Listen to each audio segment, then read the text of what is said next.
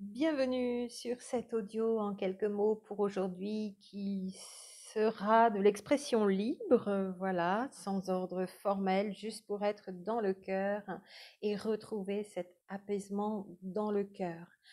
C'est Linaël et je vous invite dans cette belle journée d'amour ou des amoureux ou même cette belle semaine et puis on va dire c'est tout le mois aussi qui sera dans l'amour et qui sera pour les amoureux et même toute l'année.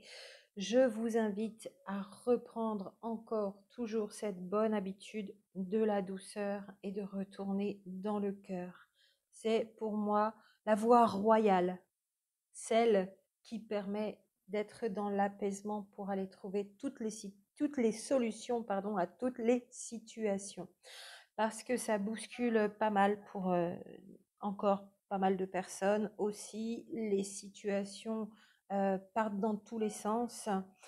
On perd les pédales aussi, pour certaines ça cogne fort. J'aimerais vous dire que si vous pratiquez par la répétition jour après jour de plus en plus ce centrage dans le cœur, en toute douceur et non pas en vous faisant violence, en vous imposant, en faisant par la volonté du mental, mais justement en lâchant du lest dans la douceur, quand vous aurez réussi à être suffisamment entraîné, aucune situation ne pourra vous déstabiliser.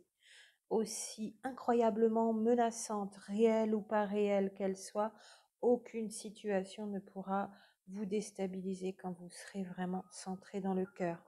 Ça peut cogner, eh bien ça cognera, mais ça cognera, ça se cognera d'ailleurs pour les énergies qui chercheraient à vous déstabiliser, à la vitre de votre belle bulle dans laquelle vous êtes préservé et protégé parce que vous êtes centré et dans le cœur. Donc ça peut toujours cogner, ben, ça va être renvoyé vers l'extérieur et vous serez toujours dans votre équilibre avec rien qui ne puisse vous déstabiliser. Je voudrais vous parler aussi des émotions et de ne jamais attendre qu'il ne soit trop tard pour prendre en charge ce surplus émotionnel. Donc en commençant aussi cet audio par le souhait de rendre hommage à une très belle personne, une très belle âme qui est partie un peu vite. Il y avait encore peut-être sûrement beaucoup de choses à faire et à vivre ici sur cette terre. Ça n'était peut-être pas terminé ou peut-être que si. Elle seule le sait bien mieux que nous. Une personne qui suivait la chaîne, bien sûr, qui était ici, qui a laissé de très beaux commentaires qui resteront toujours, sur lesquels je me suis retrouvée par hasard encore dernièrement avec beaucoup d'émotions. Quelle belle énergie, que de belles choses. Donc, un grand hommage à lui rendre à cette très belle âme, à ses enfants aussi, à sa fille qui m'avait écrit un long mail, je n'avais pas eu le temps de répondre encore, qui porte ce très joli prénom qui m'avait fait sourire parce que me rappelant à une belle plante d'un arbuste que j'ai ici à la maison en pleine nature qui est très très symbolique et sacré pour moi et qui porte comme prénom le nom de la fleur de cet arbuste qui apporte des bienfaits magnifiques d'ailleurs aussi au niveau médicinal. Il n'est pas toujours facile de comprendre pourquoi si tôt, même si la personne déjà avait un bon bout de vie où elle a cheminé, pourquoi si vite, pourquoi ça s'est emballé, pourquoi à un niveau mental, et de faire le deuil dans l'acceptation. Et est-ce qu'on aurait pu faire plus? Est-ce qu'on n'a pas fait trop? Est-ce qu'on n'a pas fait moins? Donc retirer des chances ou et est-ce que voilà beaucoup de choses qui se comprennent au fur et à mesure, au long du temps, et surtout ô combien pour lui rendre hommage aussi, elle avait déjà tellement bien travaillé sur ses émotions, beaucoup d'émotions, mais qu'il y avait l'accumulation de toute une vie. Donc le message en lui rendant hommage aussi ici, c'est n'attendez pas un trop plein d'émotions, une trop forte charge pour vous prendre en main et pour prendre ces émotions à bras le corps, ce corps qui se manifeste, qui s'exprime aussi et qui souffre et qui ne peut pas être dans la douceur tant que vous n'avez pas retrouvé l'apaisement du cœur. Et ça s'emballe et ça s'emballe et ça s'emballe et il y a un moment, ça peut nous dépasser dans tous les sens du terme d'ailleurs. et nous emmener très loin et nous emmener jusqu'à peut-être de manière un peu prématurée à passer de l'autre côté. Dans ma croyance et sûrement dans la vôtre aussi, chez la plupart d'entre vous, on sait très bien que la vie ne se termine pas avec le moment où on quitte son corps terrestre sur ce plan de matière, qu'il y a autre chose de l'autre côté et que entre-temps aussi on fait un check-up, on se retourne sur notre vie et je crois que la question qu'on peut avoir à ce moment-là, en tout cas c'est comme ça aussi que ça peut être relaté par ailleurs, c'est combien tu as aimé, ô combien tu as été dans ton cœur, dans l'amour de tout ce qui est, mais aussi dans l'amour de toi. Et cette belle âme, pour moi, ça n'était que de l'amour aussi, et pourtant, à certains moments, elle a dû s'oublier. À certains moments de sa vie, elle a donné tellement plus aux autres en s'oubliant elle-même qu'il y a un moment à l'intérieur, l'âme parle aussi, se manifeste et dit hey, je voudrais retourner aussi moi au grand jour là, je voudrais qu'on arrête de m'oublier, je voudrais que tu arrêtes de t'oublier. Et toi aussi, tu as le droit au meilleur, donne-toi le meilleur dans toute cette douceur, aime-toi. Et ne sois plus comme ça tout le temps dans les luttes, dans faire pour les autres, dans il faut combattre, dans il faut éradiquer ça et être contre, et le contre qui nourrirait ce contre quoi l'on est. Et on est tout le temps, tout le temps, tout le temps en train de donner, mais de donner son énergie aussi, et de s'épuiser à force que ces autres énergies adverses, ces autres forces qui viennent détruire, pervertir notre terre, puise cette énergie. À force de voir puiser notre énergie par ces forces, nous aussi on s'épuise. Et dans l'émotionnel, et ça s'emballe, et on s'oublie. Et pourtant, que de cœur dans toutes ces belles causes pour lesquelles elle a aussi lutté, pour la nature et pour l'être humain. Alors un grand, grand hommage et surtout aussi un grand, grand message. N'attendez pas le surplus d'émotions pour commencer à libérer tout ce qui est en surcharge comme ça à l'intérieur. Tout ce qui vous empêche d'avancer, tout ce qui vous accable, tout ce qui vous plombe, tout ce qui vous peine, tout ce qui n'a pas été vu, tout ce qui n'a pas été accueilli, tout ce à quoi vous aviez le droit et que vous ne vous êtes pas encore donné. C'est le moment, n'attendez pas l'accumulation. Prenez soin de vous. Vous savez, cette petite phrase, j'en avais fait une vidéo aussi, on en avait souri, ça veut dire aime-toi. Quand l'autre vous dit prends soin de toi, ça veut dire aime-toi. Et aime-toi vraiment et prends en charge tout ce qui est encore souffrance à l'intérieur pour que ce ne soit plus que du bonheur en retrouvant l'apaisement du cœur avec des vraies solutions. Pas forcément des solutions compliquées ou longues, mais des solutions efficaces. Je dirais en résumé qui vont au cœur de l'être, au cœur et sans forcer non plus, donc dans la douceur, pour aller tout à l'intérieur, mais en profondeur. Pas rester en superficialité et notamment s'en tenir à des techniques qui ne mettraient en jeu, en action que le mental. Surtout pas, je dirais d'ailleurs. Tout ce qui libère ce qu'il y a à l'intérieur profondément enfoui par le corps, le corporel. Alors c'est vrai que la période est difficile pour beaucoup d'entre vous encore en ce début d'année. On pourrait dire qu'on s'y était préparé, qu'on savait qu'on allait être confronté aussi à certaines situations qui ne pouvaient plus durer, qu'il faut terminer, y mettre un terme, que ce soit des changements de vie, des changements de situation familiale, des changements d'emploi, des déménagements, etc., du matériel, du familial, du spirituel, des choses qui, on le savait depuis bien longtemps, devaient changer.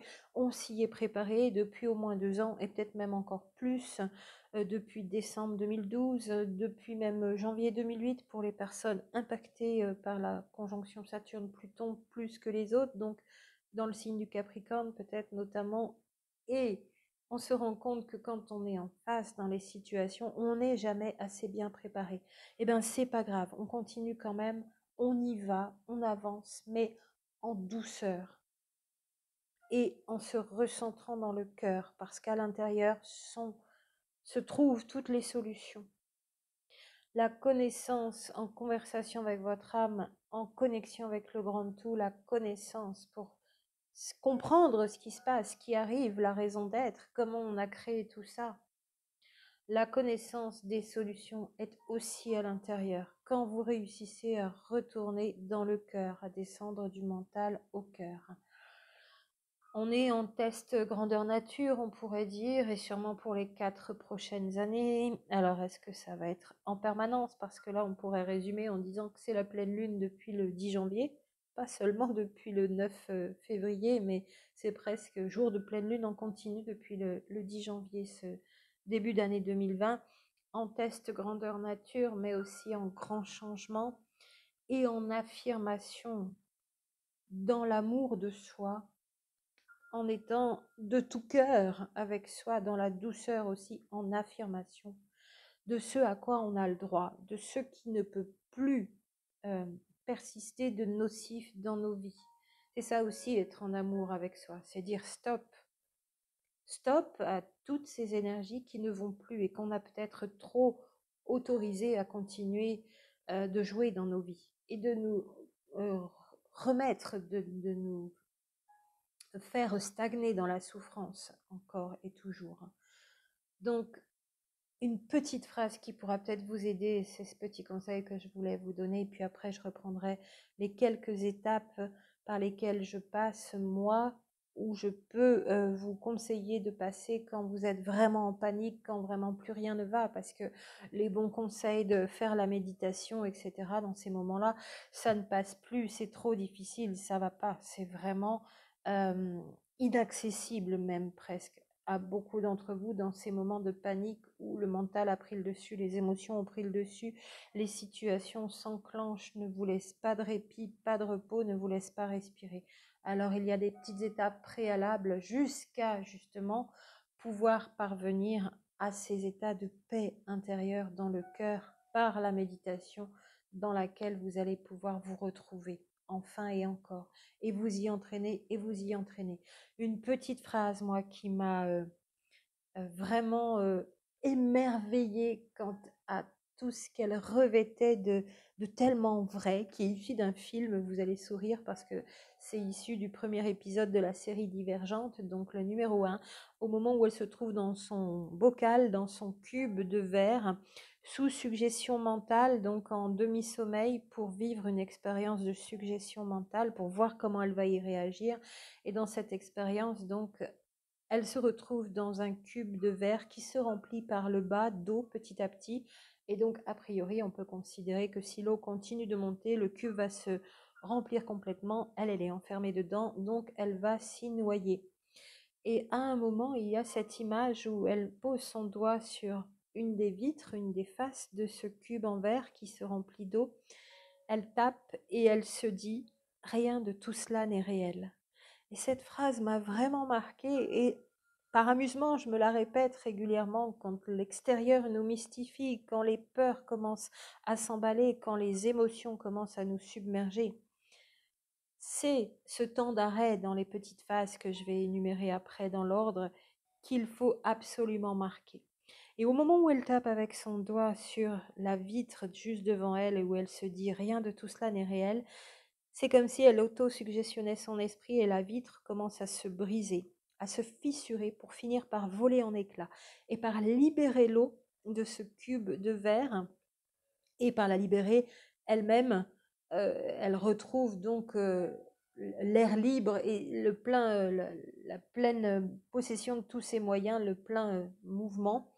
Elle peut sortir de là simplement parce qu'elle a réalisé au niveau de son mental qu'elle se faisait mystifier par une suggestion qui effectivement, alors qu'elle est allongée sur un fauteuil où elle est immergée dans cette suggestion mentale qui imprègne son esprit, elle n'est pas du tout menacée.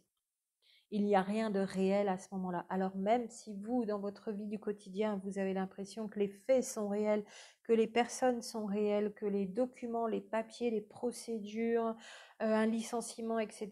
est bien réel, Est-ce que tout ce que vous éprouvez au niveau des peurs, des sensations, des émotions, de la frayeur, etc., c'est bien euh, de la...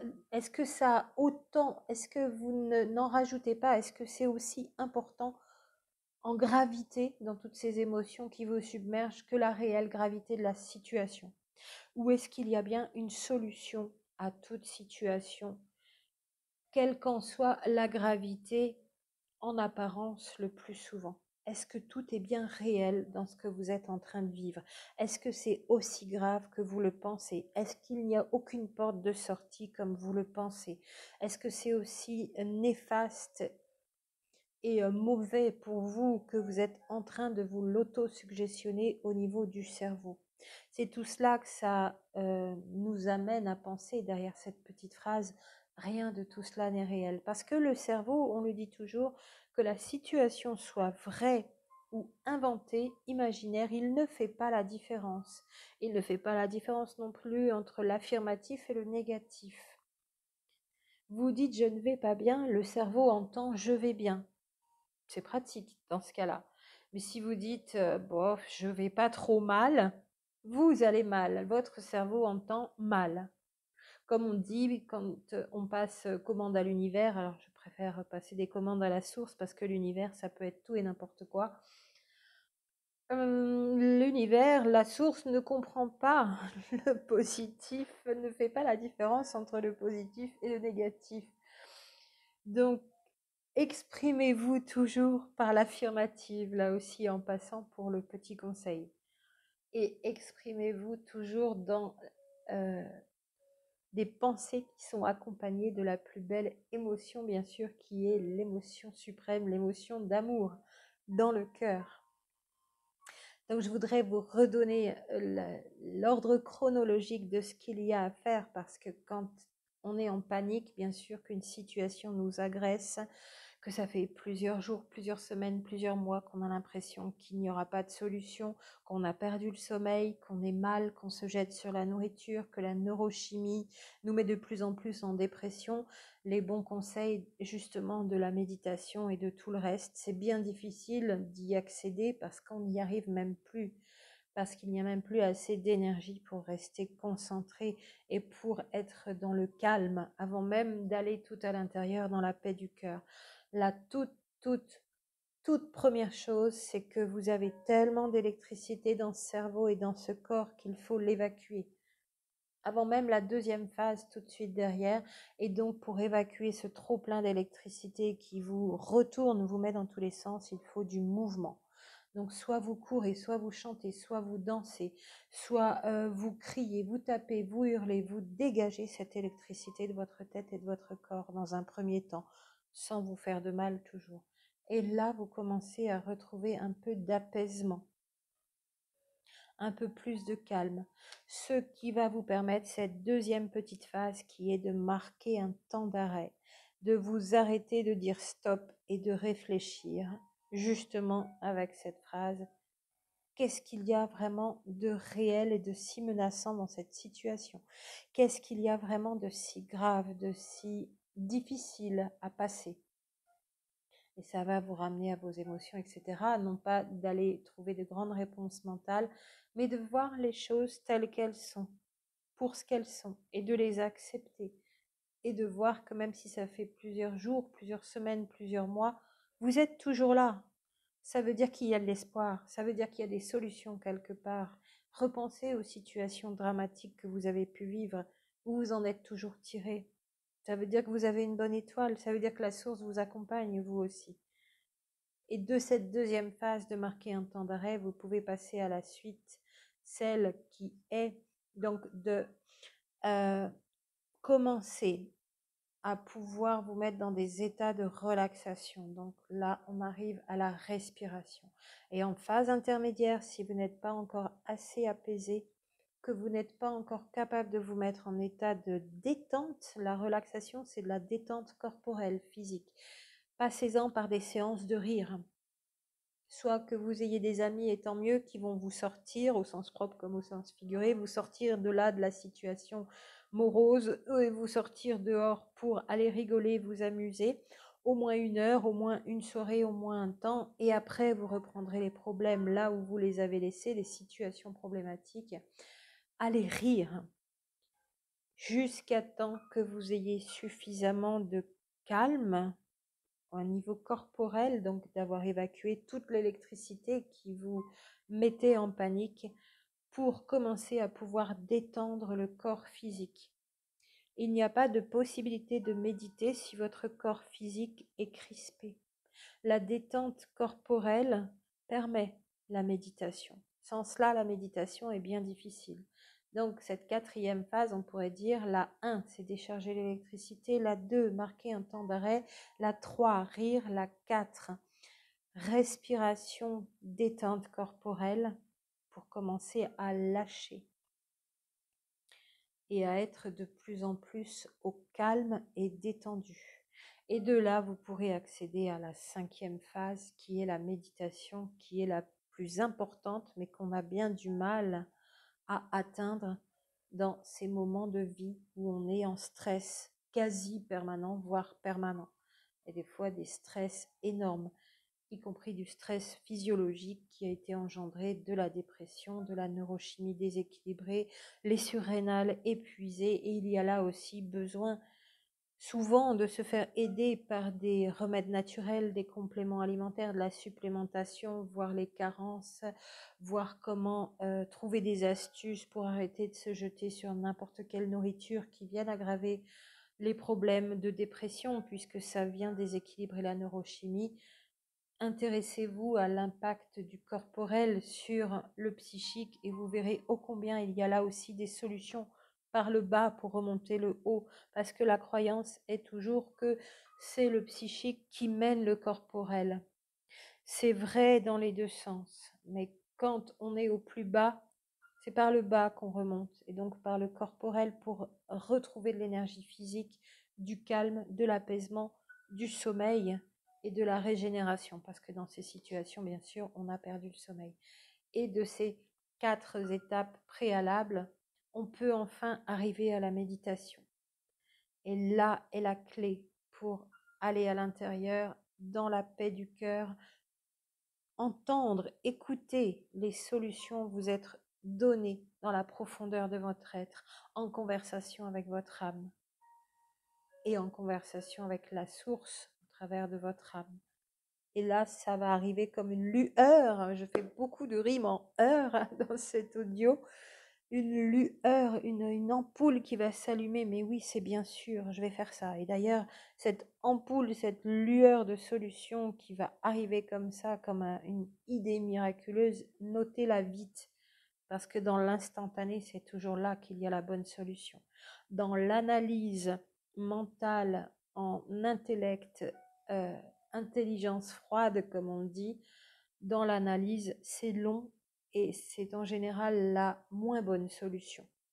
D'expérience, vous expérimenterez aussi, puis vous me direz ce qui a marché pour vous. Et vous pouvez, dans cette paix du cœur, retrouver la confiance et la foi quand vous réitérez, vous répétez ces moments de méditation tous les jours. La confiance, on en avait parlé dans cette vidéo numéro 121, je vous la remets aussi en fiche. Et puis, il y avait l'abandon à la source, bien sûr, une des grandes clés. Ça se fait en méditation, tout cela. Ça se fait pas en un claquement de doigts, dans un stress du quotidien, dans des situations que vous n'arrivez plus à gérer. Et puis au niveau thérapeutique, vous faire aider aussi, toujours pareil, par les bonnes personnes avec des solutions efficaces. Alors c'est vrai que si vous voulez choisir ici, alors au feeling, en général dans l'instantané, vous n'avez même pas besoin de réfléchir, vous faites toujours le bon choix. Mais si vous y regardez plus dans l'analyse mentale, voilà, vous risquez, en choisissant sur Internet, sur juste des critères d'affichage, parce que c'est ça le jeu Internet, le jeu du virtuel, le jeu de l'électronique et de YouTube, de la vidéo, c'est que c'est souvent léger et superficiel. Comment savoir si c'est costaud derrière pour reconnaître une personne qui pourrait vous apporter les bonnes solutions? Il y a beaucoup de choses à regarder, vous saurez aussi. Mais si vous le faites de manière plus intellectuelle et non pas par le feeling dans l'instantané, le niveau de langage, bien sûr, le niveau de spiritualité, la profondeur du propos, dans l'authenticité, la sincérité. Est-ce que c'est le propos original de la personne, l'originalité du contenu? Est-ce que ça appartient bien à la personne?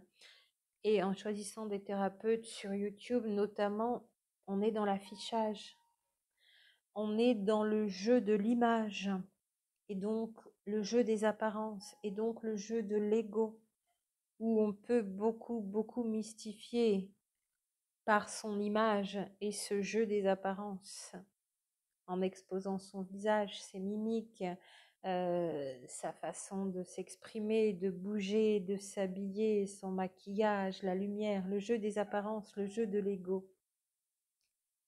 Fermez les yeux, allez voir vraiment à l'intérieur aussi de cette personne ce qu'il y a. Et si c'est du costaud, du solide, si c'est cohérent, si c'est authentique et si c'est sincère. Parce que très souvent, tout domaine confondu, ce jeu des apparences sur YouTube derrière, ça peut être creux et voire même très creux. Et pour notre sujet aussi profond, aussi important, je peux donner un exemple. Vous n'allez pas demander à une personne sur YouTube qui fait des vidéos sans savoir si c'est son réel vécu et si c'est son expérience personnelle qu'elle relate. Si vous voulez mettre un bébé au monde à la maison, vous n'allez pas choisir comme ça la personne sur YouTube simplement parce qu'elle vous le dit. C'est bien de croire les personnes sur parole, mais certaines peuvent aller jusqu'à vous dire: je vais vous aider à mettre un enfant au monde à la maison, on fait comme ça, on fait comme ça, on fait comme ça. Elles ont repris par ailleurs, de la part des quelques personnes qui, dans une telle importance de situation, ont besoin d'être vraies, sincères et authentiques. C'est-à-dire que ça doit être vraiment leur vécu, en plus d'avoir un background thérapeutique, je pense quand même. Mais on peut en être là, ici, dans la bulle flamme jumelle, où il y a des prétentions, juste en ayant repris ce que d'autres ont dit, parce que ce thème flamme jumelle est extrêmement porteur. Donc c'est joli, c'est gai, c'est agréable, c'est léger, c'est superficiel, léger dans tous les sens du terme. Qu'est-ce qu'il y a derrière? Est-ce que c'est du costaud? Est-ce que c'est du construit? Est-ce que c'est de l'original? Est-ce que c'est de la VO, version originale? Est-ce que ça appartient bien à la personne? Est-ce que c'est suffisamment costaud pour vous accompagner de manière efficace? Là aussi, ne vous contentez pas des apparences et soyez dans plus d'exigences peut-être. Allez creuser avec la personne. Demandez-lui comment ça va se passer, comment elle va vous aider, ce qu'elle propose. Allez creuser. Par respect pour vous-même, dans l'amour de vous-même et dans la douceur de vous-même. Voilà ce que je voulais vous reprendre avec vous en ce début d'année qui dure depuis la pleine lune du 10 janvier. Beaucoup de cœur pour vous, à commencer de vous-même à vous-même, à vous donner toute cette attention et toute cette douceur que vous méritez, à prendre soin de vous, à choisir les bonnes personnes pour prendre soin de votre intérieur et de votre extérieur. On parlera ici des champs d'énergie, des corps subtils autour. Authenticité, sincérité aussi avec vous-même. Ne faites pas des choix qui sont des pis-aller ou par dépit ou parce que vous pensez ne pas mériter mieux. Et donc ça ira bien avec cette personne-là. De toute façon, on verra bien plus tard. Aimez-vous complètement, plus que ça, pour faire les bons choix pour vous-même aussi, parce que vous méritez le meilleur. Et puis, vous allez retrouver petit à petit l'énergie et faire de meilleurs choix encore et mettre les solutions, poser les actes qui vont vous permettre de solutionner vos situations de vie. Et vous allez vous entraîner de plus en plus et vous serez de plus en plus dans cette paix du cœur parce que vous saurez en quelques instants retrouver l'état que vous avez réussi à atteindre en méditation. La méditation, même hors méditation guidée, est vraiment une clé. Celle où vous allez vraiment voir l'espace s'ouvrir, votre espace intérieur et votre cœur s'expanser et votre conscience s'expanser et l'amour s'expanser et devenir vraiment un état d'être. Et là, quand vous rayonnez cet amour, c'est votre autre, bien sûr, qui va le sentir encore une fois. Vous êtes en amour avec votre autre. Ça n'est pas tomber amoureux de l'autre ou être amoureux de l'autre ou donner de l'amour à l'autre. C'est être en amour. Être en amour avec soi-même, avec tout ce qui est, et avec son autre, et avec tous les autres. C'est la seule définition de l'amour qui est toujours inconditionnelle, bien sûr. Alors je vous souhaite beaucoup de douceur en allant retrouver cette paix du cœur tout à l'intérieur, en profondeur, et en vous octroyant, vous donnant à vous-même, en vous donnant à vous-même le meilleur. Vous méritez le meilleur.